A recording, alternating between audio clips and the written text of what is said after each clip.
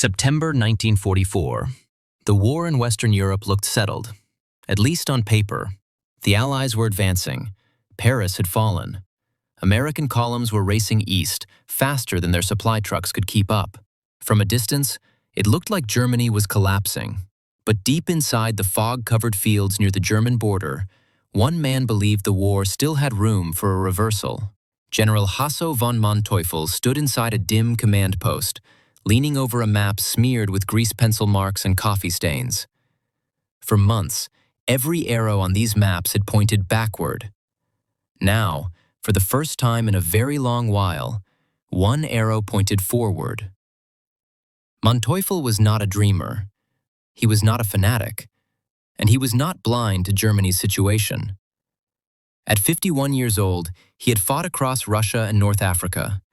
He had seen armies disintegrate. He knew the Reich was bleeding out on two fronts. But he also knew something else. Wars are not decided by trends. They are decided by moments. And this moment, this narrow window in Lorraine, looked exploitable. Under his command was a brand new formation, the 113th Panzer Brigade. This was not a patched-together unit of exhausted veterans and repaired wrecks pulled from Normandy hedgerows. This brigade came straight from the factories. Fresh crews, fresh steel, fresh engines that still smelled of oil and paint. Some of the tank crews had barely finished learning how to operate their turrets, and at the center of it all were 58 Panther tanks. Not just tanks, predators. On paper, the Panther was everything an armored commander could want. Thick, sloped armor, precision optics, a high-velocity gun that could destroy an American Sherman long before the Sherman could even respond. From 2 kilometers away, a Panther could kill. From that distance, an American crew wouldn't even know what hit them. Manteuffel did the math carefully. The American Sherman was reliable. It was easy to maintain. It was produced in staggering numbers. But it was still a medium tank with thinner armor and a weaker gun. In a straight fight, Panthers should dominate. And this would not be a fair fight. Patton's Third Army was overextended. His supply lines stretched hundreds of kilometers. His armored units were spread thin across a wide front. Manteuffel's plan was simple and brutally elegant. Concentrate all 58 Panthers into a single armored fist. Strike the exposed flank of the American advance. Smash through the U.S. 4th Armored Division. Cut off Patton's spearheads. Create chaos deep in the American rear. 2 days. That was all he needed. The brigade had been allocated just enough fuel for 48 hours of heavy combat. No more. But if the strike worked, fuel wouldn't matter. The Americans would be forced to halt. The front would stabilize. Time, Germany's most precious resource, would be bought. By every conventional rule of armored warfare, this plan should have succeeded. Better tanks, concentrated force, complete surprise. What Manteuffel did not realize was that he was solving the wrong equation. He was thinking like it was still 1940, and the battlefield he was about to enter no longer rewarded armor thickness and gun caliber alone. At 7:30 in the morning on September 19th, the 113th Panzer Brigade began moving toward its attack positions. And that is when the fog arrived. Not a light mist, not scattered patches. This was thick, rolling fog that swallowed the landscape whole. Visibility collapsed to 50 yards, then 30, then less. Tank drivers struggled to keep formation. Commanders leaned out of their cupolas, straining to see the silhouette of the tank ahead. The Panther's greatest strength, its ability to destroy enemies at long range, vanished instantly. A 2,000-meter kill shot means nothing if you can't see beyond 50. The Panthers were powerful, but now they were blind. 15 kilometers away, inside an American command post, Colonel Bruce Clark was receiving reports from forward observers. Heavy engine noise, large armored movement. German units advancing through the fog. Clark understood the danger immediately. He did not have heavy tanks waiting in reserve. He did not have superior armor. What he had was something far more valuable in this moment: awareness. He called for Lieutenant Colonel Creighton Abrams, commander of the 37th Tank Battalion. Abrams did not panic. He understood the fog changed everything. This would not be a long-range duel. This would be close, fast, violent. A knife fight in a phone booth. Speed and reaction time would decide who lived and who burned. As the German column advanced, the Panthers moved in disciplined formation, engines roaring, steel monsters pushing through the haze. They expected resistance at the front. They did not expect death from the sides. Without warning, the lead Panther exploded. The turret blew outward, flames engulfed the hull. Seconds later, another Panther was hit. Then another. German radio channels erupted into confusion. Enemy left! No, right! Where are they? Tank commanders slewed their turrets wildly, firing blind into the fog. Some popped open their hatches, desperate to see what was happening. Those commanders were cut down almost immediately. The German crews believed they had collided with a massive American armored wall. But the truth was far worse. They hadn't hit a wall. They had walked into a swarm. This was not the American tank force Manteuffel had planned to fight. This was something his doctrine had never truly accounted for. Fast, light, relentless, and almost impossible to pin down. The Panthers were no longer hunters. They were targets. And the battle was only just beginning. The vehicles tearing into the German flanks were not heavy tanks. They were not armored fortresses.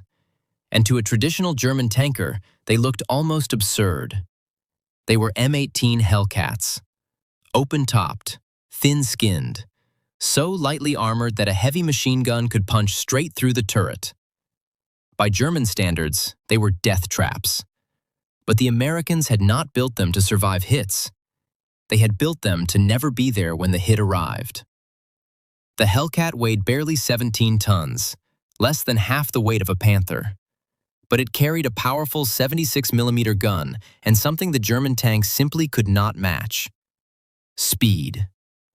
Powered by a high-performance radial engine adapted from aircraft technology, the Hellcat could reach speeds over 50 miles per hour on roads. It was faster than any tank on the battlefield. Faster than a Panther could turn its turret. Faster than German crews could react. Faster than German doctrine could comprehend. In the fog-choked fields of Lorraine, speed became lethal. The Panthers advanced as they had been trained, methodically, in mutually supporting formations. That doctrine worked when visibility allowed coordination. But the fog shattered cohesion. The American tank destroyers did not fight in lines. They hunted. Each Hellcat platoon operated independently, guided by radio and instinct rather than proximity. The pattern repeated again and again. A Hellcat commander would hear the deep growl of Panther engines echoing through the mist. He would glance at his map, estimate the enemy's direction, and make a decision in seconds. Full throttle. The driver would push the engine to its limit. The vehicle would race along narrow roads, bounce across muddy fields, or slip behind barns and hedgerows. They didn't stop to engage. They repositioned. When the Panthers finally rolled past, massive shapes looming out of the fog, the Hellcats struck from the side. 3 rounds. Sometimes 2. Sometimes only 1 was enough. A flash, a penetration, fire inside the German tank. Before the Panther's turret could swing around, the Hellcat was already gone, reversing at near top speed, disappearing into another firing position hundreds of yards away. To the German crews, it felt supernatural. They were being attacked by enemies they could not see, could not track, and could not pin down. And just as the fog began to thin, the battlefield grew even more hostile. Because the Americans were not fighting alone. High above the German formations, small, fragile aircraft drifted across the sky. Piper Cubs. Observation planes that looked more like toys than weapons. But they were the eyes of something far deadlier. American artillery. As visibility improved, those spotter pilots began calling in coordinates, precise grid references, real-time updates. And what followed was not normal artillery fire. It was mathematics. The American artillery units supporting the 4th Armored Division employed a technique that had become routine for them, but devastating to anyone on the receiving end. Time on target. Instead of firing one battery at a time, a centralized fire direction center calculated shell flight times from multiple artillery units positioned miles apart. Some batteries were close. Some were far. Some fired earlier. Some fired later. But every shell was timed to arrive at the same second. There was no warning, no ranging shots, no time to react. One moment, German Panzer Grenadiers were advancing beside the tanks. The next moment, the air above them erupted. Dozens of shells detonated simultaneously in midair, showering the battlefield with razor-sharp fragments. The explosions didn't need to penetrate armor. They didn't need to destroy tanks. They destroyed something far more important: infantry. The Panzer Grenadiers were torn apart. Those who survived dove for cover, stunned and wounded. Radio antennas were shredded. External equipment was smashed. Commanders were forced to button up. In seconds, the Panthers lost their eyes and ears. A tank without infantry support is vulnerable. A tank without situational awareness is doomed. Now blind, isolated, and unsupported, the Panthers became easy prey. American infantry teams closed in with bazookas. Hellcats continued striking from the flanks. Shermans joined the fight, engaging from close range where numbers and coordination mattered more than raw armor. General Manteuffel ordered his commanders to push forward. Break through, force momentum. The Americans can't be everywhere. But momentum requires fuel. And fuel was running out. The situation grew even more desperate when the supporting 111th Panzer Brigade failed to arrive on time. Not because it was delayed by combat, because it ran out of fuel on the road. Germany had built one of the most sophisticated tanks of the war: precision optics, advanced armor, powerful guns. But it could not guarantee enough gasoline to move them 20 kilometers. Meanwhile, American units complained constantly about fuel shortages. The difference was what happened next. When American tanks ran low, they shut down and waited. Convoys arrived, fuel flowed, operations resumed. When German tanks ran dry, they were abandoned. Crews disabled their guns, destroyed engines, set demolition charges. Perfect machines left to rot in the mud. As the hours passed, the imbalance grew impossible to ignore. American recovery vehicles towed damaged tanks off the battlefield while the fight was still ongoing. Mechanics worked in open fields, patching armor, swapping engines, returning vehicles to service within hours. German tanks with minor mechanical failures were written off permanently. A broken track meant abandonment. A damaged transmission meant abandonment. There was no second chance. By the end of the second day, the 113th Panzer Brigade was no longer an attacking force. It was a shrinking cluster of isolated survivors. The Panthers were still powerful machines. But power without support, fuel, and coordination meant nothing. And the system grinding them down showed no signs of slowing. By the third day, the battlefield told the story more clearly than any report ever could. Burned-out Panthers dotted the fields and roads of Lorraine. Some sat where they had been destroyed in ambushes. Others were intact, abandoned where their fuel had finally run out. They were not trophies of heroic last stands. They were evidence of exhaustion. The 113th Panzer Brigade had entered the fight with 58 Panthers. Machines fresh from factories, crews full of confidence, commanders convinced they held the advantage. Within 24 hours, nearly half were gone. Within 48, the brigade was effectively shattered. By the end of the week, German records showed only 8 Panthers still operational. The rest were destroyed, disabled, or abandoned. Across the lines, American losses told a different kind of story. Combat Command A of the 4th Armored Division lost tanks too. Shermans burned. Hellcats were knocked out. Crews were killed. But those losses did not accumulate. They were absorbed. Damaged vehicles were recovered. Replacement tanks rolled forward. New crews arrived from the rear. In some cases, American tanks knocked out in the morning were back in the fight by nightfall. This was not because American tanks were superior machines. They weren't. It was because they belonged to a system that expected losses and was designed to replace them. General Manteuffel saw the truth clearly by September 22nd. There would be no breakthrough. There would be no dramatic reversal. There would be no miracle. The attack was over. Orders were issued to disengage and retreat. The brigade that was supposed to restore momentum had ceased to exist as a meaningful combat force. And yet, this battle rarely appears in history books. It is overshadowed by the landings in Normandy, by the liberation of Paris, by the massive clash in the Ardennes months later. But what happened in Lorraine revealed something far more important than a single victory or defeat. It revealed why the war was already lost.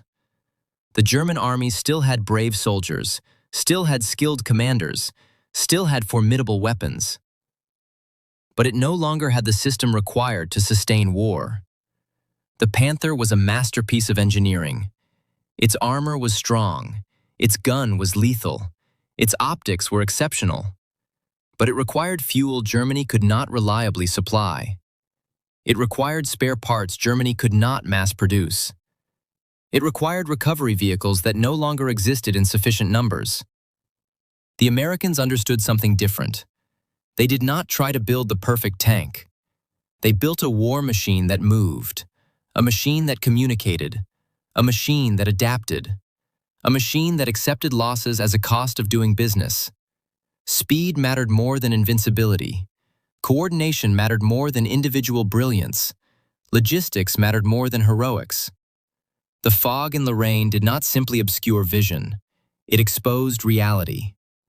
In close combat, heavy armor lost its advantage. Without infantry, tanks became blind. Without fuel, even the best machines became static metal. Meanwhile, lightly armored vehicles, when supported by radios, artillery, and logistics, became lethal. After the war, Manteuffel survived.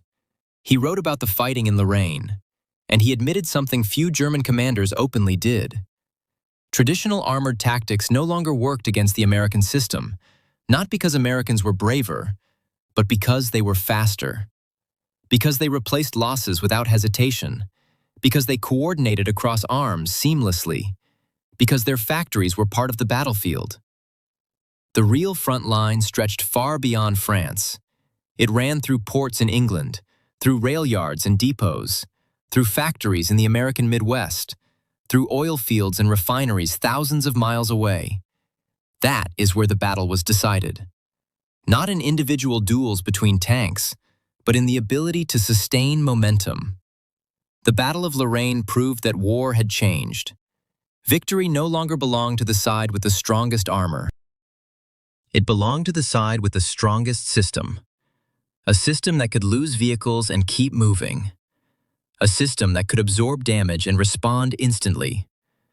A system that treated machines as tools, not symbols.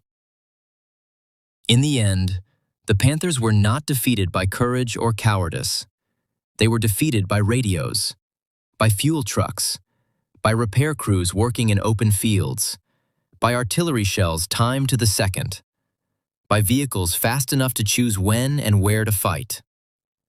One side built armored knights. The other built a moving factory. And in September 1944, in the fog of Lorraine, the factory won. If you enjoyed this story, ask yourself one question. Would you rather command the most powerful tank in the world, with no fuel?